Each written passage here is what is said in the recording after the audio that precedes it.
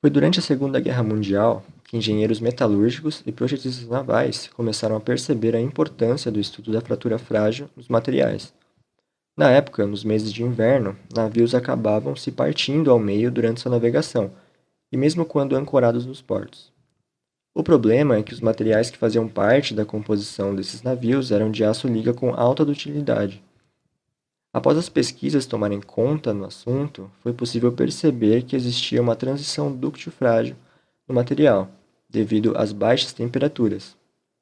Além disso, dois outros fatores principais foram destacados: o estado atriaxial de tensões no corpo e elevada taxa de deformação.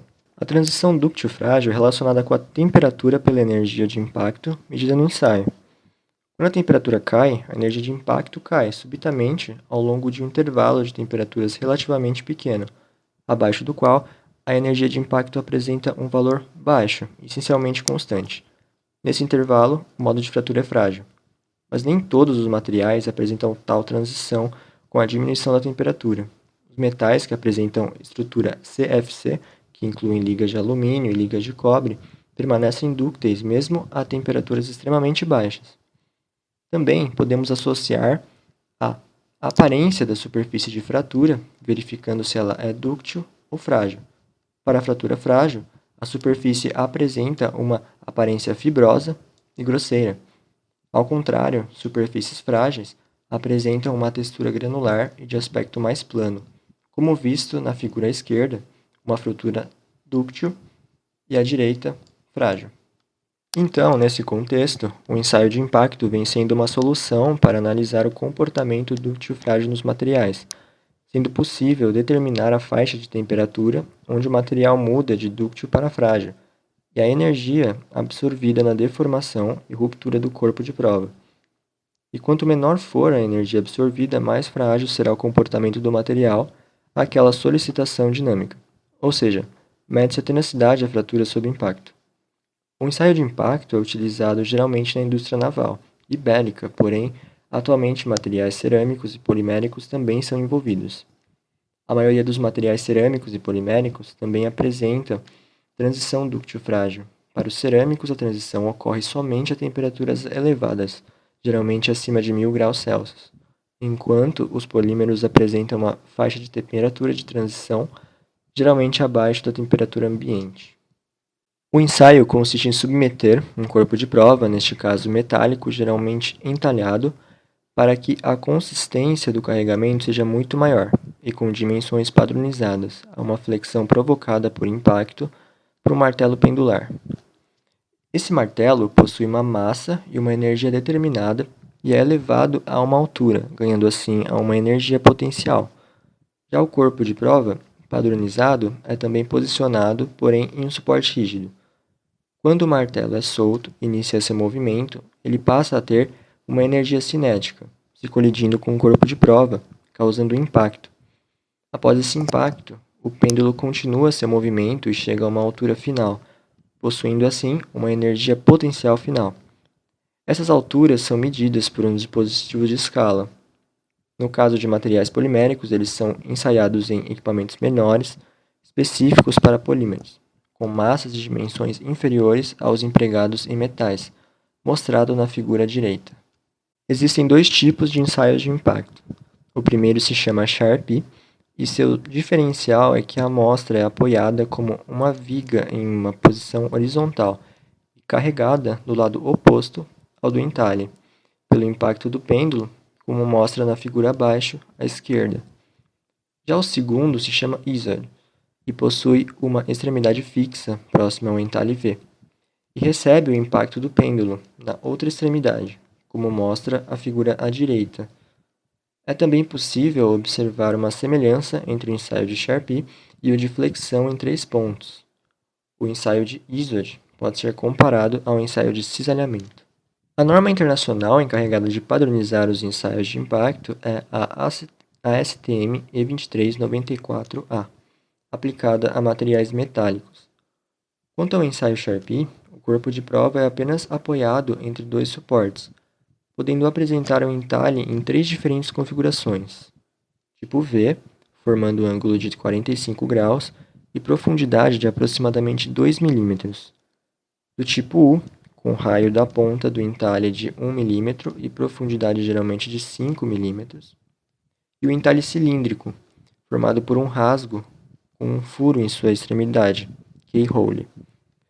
Para o ensaio ISOD, normalmente utilizam-se corpos de prova com entalhe em V, que deve ser posicionado próximo ao suporte onde o corpo de prova é engastado. Existem fatores que influenciam o comportamento dúctil frágil do material, como por exemplo o sentido do entalhe e da retirada do corpo de prova, quando trabalhadas mecanicamente a frio, alterando assim a faixa de temperatura e energia absorvida no momento da transição. Por isso deve ser respeitada a padronização estabelecida para o ensaio. A quantidade de carbono também pode causar resultados distintos para proporções diferentes de um mesmo material. O tamanho de grão também influencia o comportamento ao impacto em materiais metálicos. Quanto maior for o tamanho de grão, menor será a energia de impacto. É possível observar esses fatores influenciando o comportamento dúctil frágil nas figuras abaixo. Para simplificar melhor como funciona o ensaio, mostraremos um vídeo onde será realizado um ensaio de impacto do tipo Sharp em um aço carbono S235. É possível observar que existe um entalhe em V no corpo de prova, e que, neste caso, é um ensaio do tipo Sharp, já que o entalhe é posicionado ao contrário da região onde sofrerá o impacto do pêndulo. Também é posicionado horizontalmente na máquina. Após verificar se o ponteiro está posicionado corretamente, se inicia o ensaio. O pêndulo desce e o corpo de prova é fraturado, absorvendo parte da energia potencial do sistema, sendo registrada pela máquina. É possível observar que a superfície do material ficou quase plana após a fratura, o que indica uma fratura frágil, e que pouca energia foi absorvida durante o impacto. Olá, eu sou o Guilherme e eu vou apresentar como os resultados são obtidos e como eles devem ser interpretados no ensaio de impacto. Então, primeiramente, a gente já percebe aqui pelo gráfico apontado que a gente divide em duas informações que é apresentada no ensaio de impacto. A primeira informação é a energia de impacto máximo que aquele material aguenta sem sofrer fratura, né? E a temperatura, né, que ocorre o ensaio. E a gente pode perceber que uma está correlacionada com a outra. Então, dependendo da temperatura que está ocorrendo o ensaio, a energia de impacto máximo pode se modificar, pode. Então, a gente já sabe que tem dois tipos de fratura que pode ocorrer nos materiais, né? A fratura frágil e a fratura dúctil. E também tem uma região que se chama região de transição dúctil frágil. Primeiro vamos falar aqui, vou deixar mais esclarecido os tipos de fratura, né, suas diferenças. A fratura dúctil, ela geralmente ocorre quando o material tem uma deformação plástica mais longa. Então, já que tem uma deformação plástica mais longa, é um material mais tenaz, vai ter uma deformação plástica extensa na vizinhança da trinca, e essa deformação plástica serve de alerta para uma fratura iminente. E, consequentemente, precisa de mais energia de deformação para fraturar o material. Já as fraturas frágeis são materiais que têm pequena deformação plástica até sua fratura. Então, no momento que recebe o impacto, não tem uma deformação plástica na vizinhança, não tem um tipo de aviso. Então, a deformação ocorrerá instantaneamente, de maneira caótica, se espalhando nas trincas. Agora a gente vai falar aqui dos tipos de material, né, dos tipos de deformação, do tipo de fraturas e até mesmo da nossa transição dúctil e frágil. Aqui foram apresentados 3 materiais CFC, materiais CCC, de baixa resistência, e materiais de alta resistência. Os materiais CFC, que são os apresentados em cima, são menos influenciados pelas temperaturas do que os materiais CCC. Então, o material CFC se mantém dúctil, ele vai se manter, quer dizer, ele é dúctil, ele vai se manter dúctil independentemente da temperatura. Já que os metais CFC têm elevado número de sistemas de escorregamento, no total 12, facilita o escorregamento, o deslizamento cruzado, né? Esse deslizamento cruzado é o que possibilita uma deformação plástica maior para o material. Já os materiais CCC de baixa resistência são materiais que sofrem a transição à medida que a temperatura cai, a tensão de escoamento tende para a tensão coesiva e o material se romperá sem deformação plástica. Então, quanto esses materiais que têm essa transição, quanto menor a temperatura, o material se romperá de maneira mais frágil, cada vez mais frágil, até que não exista nenhum tipo de deformação plástica.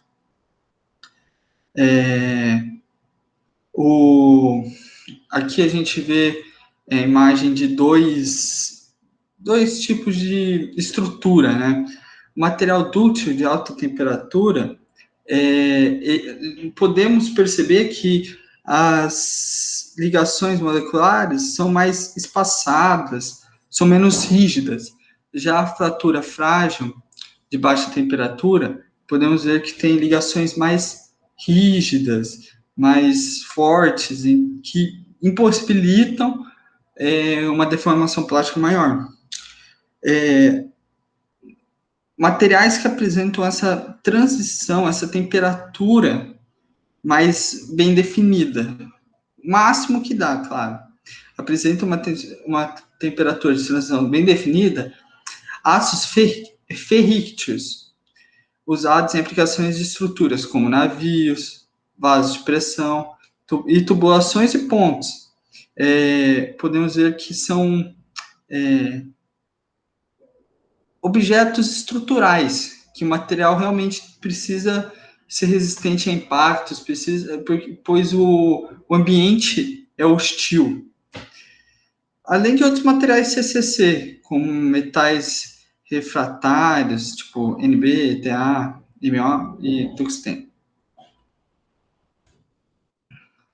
Aqui a gente vê os resultados, né, obtidos pelo ensaio de impacto. A gente pode ver a energia absorvida na fratura, que é o que eu falei no começo, né, que é a energia máxima que o material aguenta, né?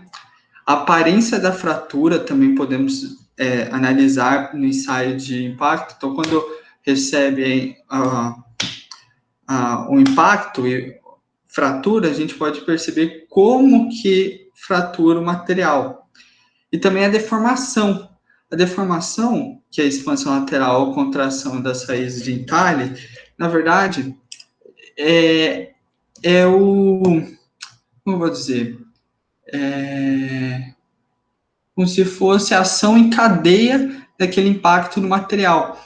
Então, quando o pêndulo atinge o material, ele não deforma somente onde existe o entalhe, ele tem uma deformação em toda a extensão do corpo de prova. Aqui a gente tem um exemplo do caso Titanic, né, que ele sofreu um impacto do iceberg e a ideia era que não prejudicaria, né, a casca do navio esse impacto. Porém, eles não perceberam um detalhe. O ácido, no caso do Titanic, constata-se teores elevados de PIS, que são associados a baixo teor de manganês. são responsáveis pela maior tendência de comportamento frágil em baixas temperaturas. Através de análise metalográfica convencional, pode-se notar severo bandeamento, principalmente na seção longitudinal. Na seção longitudinal, constata-se também grandes quantidades de partículas de sulfeto de manganês dentro das elipses, aqui mostrado aqui, ó.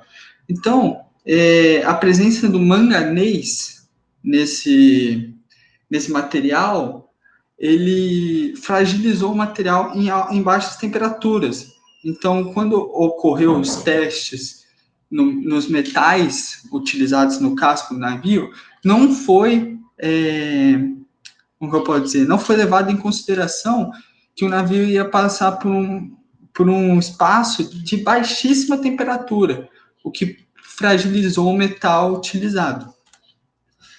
Aqui a gente pode ver que tem dois tipos de aço, né? Um aço ASTM-A36, que seria o ideal, e o ácido titanic. Podemos notar que o grão do ácido titanic é maior, e à medida que os grãos aumentam de tamanho, a área total de contornos diminui, produzindo, consequentemente, a redução da energia total que esse material suporta. Essa é a força motriz do processo.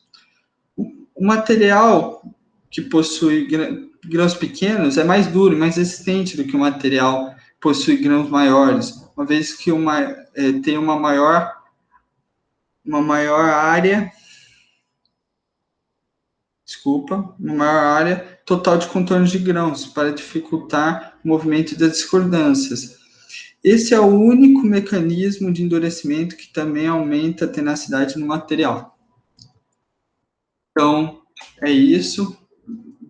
Peguei bem resumidão assim, os resultados e como eles podem ser interpretados, né? É muito importante, como no caso do Titanic, que você tenha uma boa ideia de como o material vai se comportar independentemente da temperatura, pois a gente nunca sabe, a gente pode ter uma previsão, né, mas nada é 100%, então deve ser sempre testados assim, em situações extremas do material para que ocorra tudo bem. Obrigado.